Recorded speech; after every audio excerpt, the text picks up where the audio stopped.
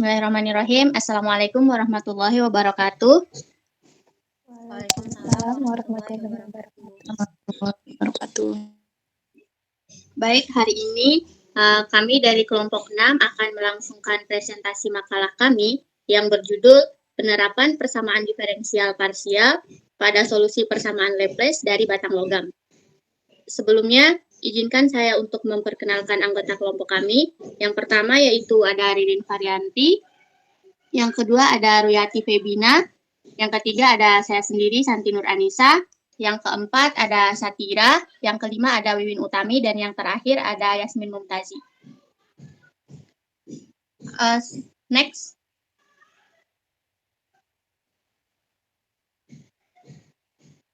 Baiklah, sebelumnya di sini ada 3 bab yang akan menjadi pembahasan dari kami, yaitu yang pertama ada pendahuluan. Di sini ada latar belakang, ada rumusan masalah, dan juga tujuan masalah. Yang kedua ada pembahasan yang berisi tentang ilustrasi atau deskripsi. Yang kedua ada pemodelan. Yang ketiga ada solusi atau penyelesaian umum pemodelan. Dan yang keempat ada contoh soal. Dan yang terakhir ada penutup yang berisi kesimpulan dan saran. Baiklah, untuk mempersingkat waktu, mari langsung saja kita langsungkan presentasi yang pertama dari Saudari Wiwin Utami. Kepada Saudari dipersilahkan.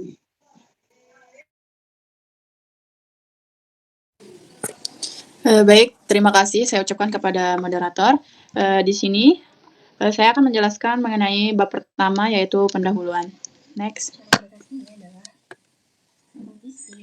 Oke, di sini ada bagian latar belakang, di mana persamaan diferensial parsial merupakan persamaan yang digunakan untuk memecahkan masalah dalam kehidupan sehari-hari. Seperti yang kita ketahui bahwa fenomena-fenomena yang melahirkan model matematika, namun model matematika mengandung laju perubahan sehingga membutuhkan matematika untuk menghitungnya, yaitu pada persamaan diferensial parsial. Misalnya masalah dalam persamaan Laplace pada batang logam ini.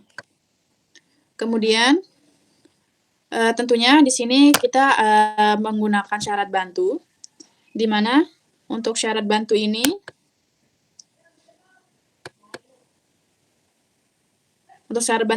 terdapat syarat awal yang menentukan keadaan fisis pada waktu T0-nya, di mana bentuk persamaan syarat awal adalah U, X, T0 sama dengan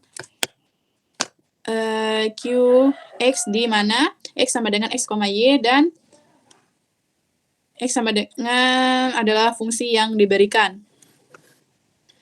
Kemudian untuk bentuk umumnya ini, di persamaan diferensial parsial linear, orde 2 dengan 2 variabel bebas, yaitu A UXX ditambah 2B UXY ditambah C UYY, kemudian ditambah D UX, kemudian ditambah E UY, kemudian ditambah FU sama dengan S, di mana dengan X dan Y adalah variabel bebas, U adalah variabel terikat, di mana A, B, C, D, E, F, dan S adalah fungsi dalam X dan Y.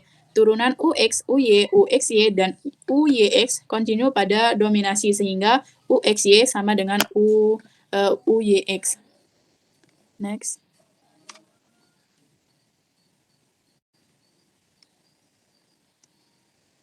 Kemudian untuk rumusan masalah.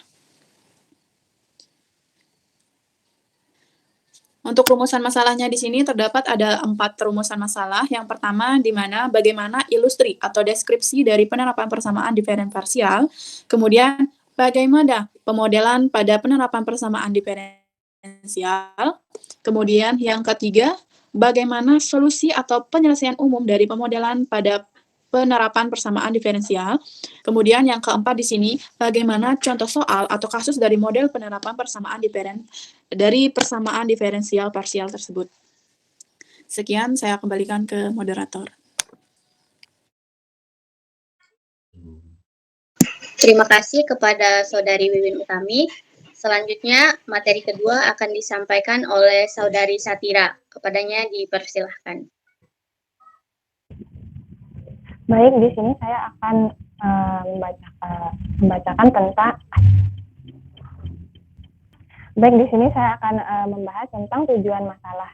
Di sini tujuan masalahnya seperti rumusan masalah, yaitu yang pertama untuk mengetahui dan memahami ilustrasi atau deskripsi dari penerapan persamaan diferensial parsial. Yang kedua, untuk mengetahui dan memahami pemodelan pada penerapan persamaan diferensial parsial. Yang ketiga, untuk mengetahui dan memahami solusi atau penyelesaian umum dari permodelan pada penerapan persamaan diferensial parsial. Kemudian yang keempat, untuk mengetahui dan memahami contoh soal atau kasus dari model penerapan persamaan diferensial parsial. Kemudian ada bab 2 pembahasan, yaitu bagian A, ilustrasi atau deskripsi. Misalkan, dimiliki suatu konduktor silinder tak bermuatan dengan panjang L dan luas permukaan yang sangat kecil.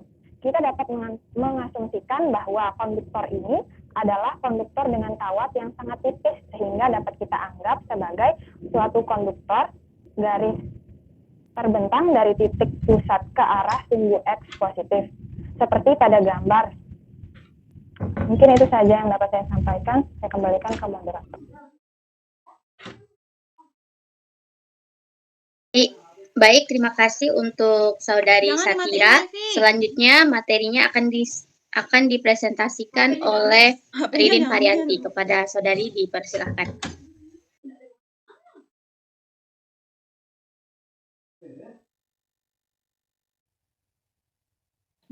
Sebelumnya terima kasih kepada moderator. Di sini saya akan mempresentasikan pemodelan potensial di dalam dan di luar batang konduktor dapat dikatakan dengan persamaan E sama dengan AX ditambah B yang merupakan solusi. Yang perlu dilakukan selanjutnya hanya menentukan nilai dari konstan A dan B pada persamaan tersebut. Kemudian akan digunakan satu itu digunakan sebagai syarat batas. Penentuan syarat batas dalam hal ini pada dasarnya merupakan penentuan nilai T dalam kondisi-kondisi tertentu yang lebih spesifik. Dengan demikian, perlu menentukan syarat batas terlebih dahulu sebelum menentukan konstanta A dan B. Mungkin hanya itu yang dapat saya sampaikan. Selanjutnya saya kembalikan kepada moderator. Terima kasih. Terima kasih kepada Saudari Ririn Varianti. Materi selanjutnya akan disampaikan oleh Yasmin Mumtazi. Kepada Saudari dipersilahkan.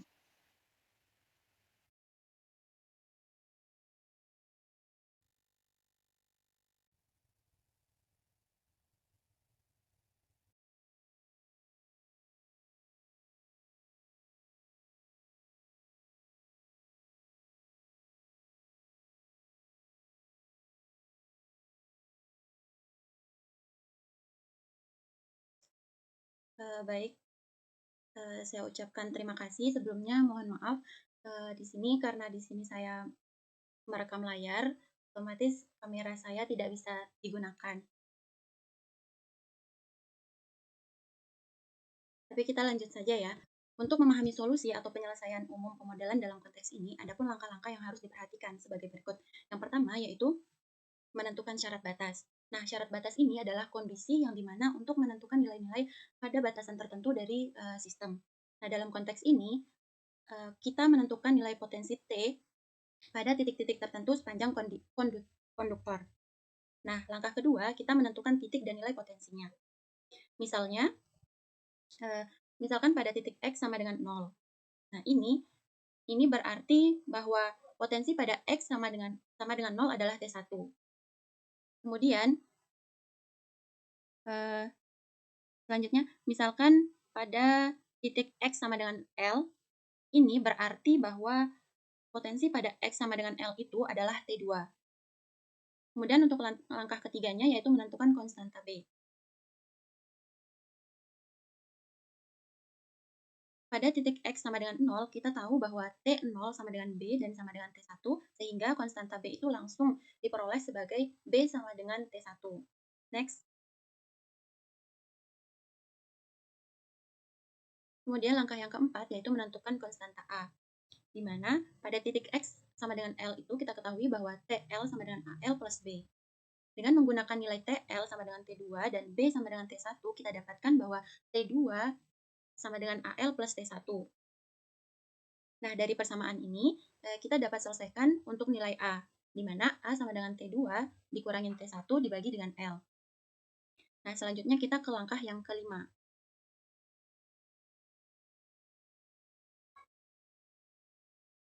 Nah, di mana langkah 5 ini yaitu membentuk persamaan umum.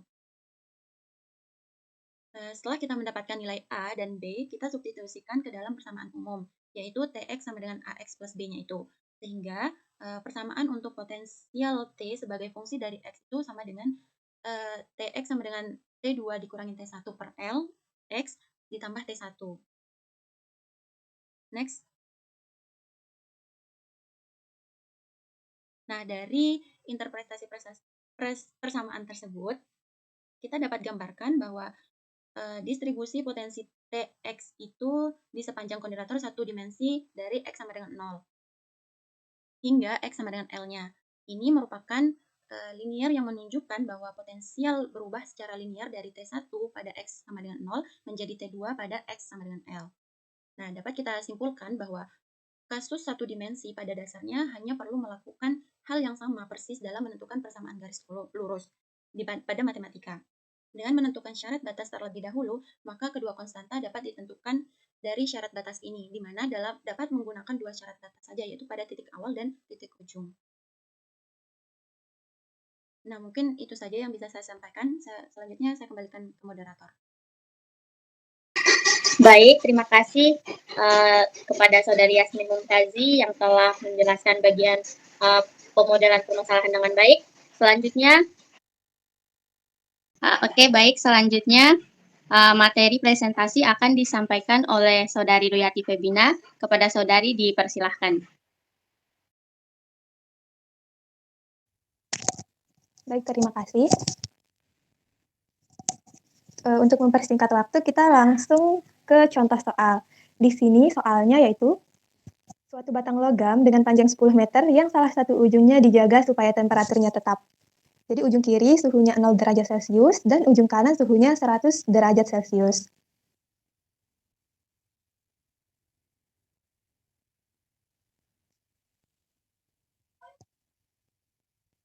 Kemudian lanjutan soalnya, bagaimana distribusi temperatur pada batang logam tersebut? Nah, yang pertama-tama ini ilustrasi atau gambar dari batang logamnya bisa dilihat di layar ya. Jadi di sana terlihat logam bagian kirinya, ujung kirinya memiliki suhu 0 derajat Celcius dan ujung kanannya bersuhu 100 derajat Celcius dengan panjang 10 meter. Baik, kita lanjut ke penyelesaiannya. Nah, langkah pertama di sini diilustrasikan lagi. Kita letakkan batang logam tersebut pada suatu sumbu koordinat dengan batang logamnya berada di sepanjang sumbu X. Jadi bisa dilihat ujung kirinya beradanya yaitu 10 meter. Nah, karena ini merupakan kasus satu dimensi, maka temperaturnya itu bergantung hanya pada satu variabel, yakni variabel X. Ya, sehingga persamaan Laplace-nya itu bisa dituliskan seperti yang terlihat di layar, yakni D kuadrat T dibagi dx kuadrat sama dengan 0. D kuadrat T per dx kuadrat sama dengan 0. Ya. Nah, bentuk solusi umum dari persamaan tersebut yaitu T sama dengan AX ditambah B. Untuk yang pertama, syarat batasnya untuk yang ujung kiri, untuk X sama dengan 0-nya, T sama dengan 0 derajat Celcius. Nah, selanjutnya kita substitusi X sama dengan 0 ini ke persamaan yang tadi, yang T sama dengan AX ditambah B. Selanjutnya,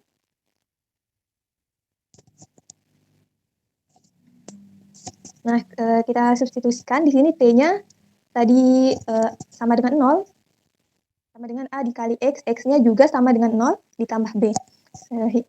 Hingga dioperasikan, jadi 0 sama dengan B atau B sama dengan 0. Selanjutnya, T sama dengan AX plus B-nya sama dengan 0, sama dengan AX plus 0, jadi T sama dengan AX. Untuk syarat batas yang kedua, untuk X sama dengan 10, T-nya sama dengan 100 derajat Celcius. Nah, kita substitusi juga X sama dengan 10 ini ke persamaan yang tadi. Jadi, T sama dengan AX plus B, T-nya ini kita substitusi dengan 100, sama dengan A dikali X, X-nya di sini sama dengan 10, ditambah B, B sudah kita ketahui tadi, B-nya sama dengan 0. Sehingga 100 sama dengan A dikali 10 ditambah 0. Dioperasikan, jadi 100 sama dengan 10A, kemudian A-nya bisa kita cari dengan A-nya sama dengan 100 dibagi 10, sehingga A sama dengan 10. Nah, di sini bisa kita peroleh solusi khusus dari persamaan tersebut dengan mensubstitusikan nilai A dan B-nya. Kita balik lagi ke persamaan yang tadi, T sama dengan AX plus B. Jadi T sama dengan A-nya kita substitusi dengan 10, B-nya kita substitusi dengan 0. Jadi T sama dengan 10X ditambah 0, sehingga T sama dengan 10X. Jadi distribusi temperatur pada batang logam tersebut, yakni T sama dengan 10X. Baik, sekian ya contoh soal dan penyelesaiannya. Sekian dari saya, selanjutnya saya kembalikan ke moderator.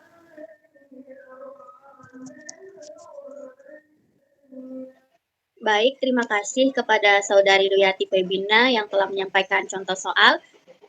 Selanjutnya kita masuk di bab 3 yaitu penutup.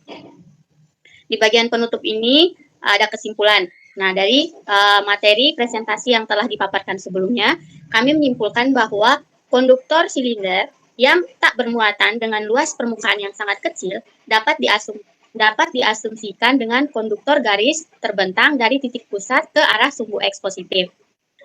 Potensial di dalam dan di luar batang konduktor sepanjang sumbu X dapat dinyatakan dengan persamaan 1, di mana persamaan 1 tadi adalah solusi yang didapat.